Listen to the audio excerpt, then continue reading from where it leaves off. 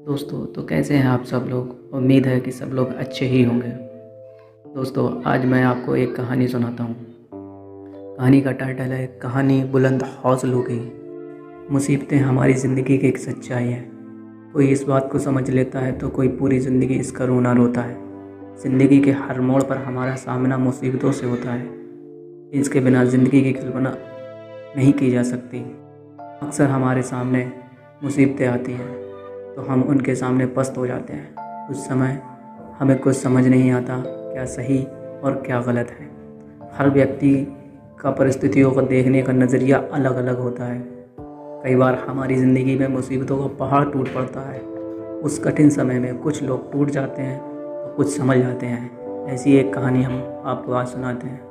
दोस्तों आज मैं जो आपको कहानी सुनाने जा रहा हूँ वो फ्रांस के एक महान सेनापति नेपोलियन बोनापार्ट की है। बोनापार्ट का नाम तो आपने सुना ही होगा। नेपोलियन जो फ्रांस के एक महान निडर और साहसी शासक थे जिनके जीवन में असंभव नाम का कोई शब्द नहीं था। इसलिए इतिहास में नेपोलियन का विश्व के सबसे महान और अजय सेनापतियों में से एक नाम गिना जाता है। वह इतिहास के सबसे महान विजेताओं में से माने जाते थे। उनके सामने कोई रुक नहीं पाता था। नेपोलियन अक्सर जोखिम भरे काम किया करता था। एक बार उन्होंने आला पास पर्वत को पार करने का ऐलान किया और अपनी सेना के साथ चल पड़े। सामने एक विशाल और गगनचुंबनीय पहाड़ था जिस पर चढ़ाई करना असंभव था। उनकी सेना में अचानक हलचल सी पैदा हो गई। फिर भी उसने अपनी सेना को चढ़ाई करने का आदेश दिया। पास में ही एक बुजुर्ग औरत खड़ी थी। उसने जैसे ही यह सुना वो उसके पास जाकर बोली, क्या मरना चाहते हो?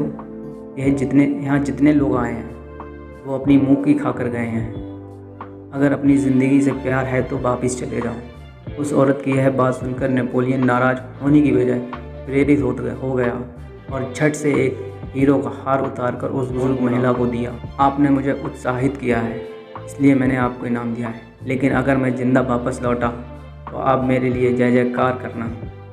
उस औरत ने नेपोलियन की बात सुनकर कहा, तुम पहले इंसान हो जो मेरी बात सुनकर हताश और निराश नहीं हुए।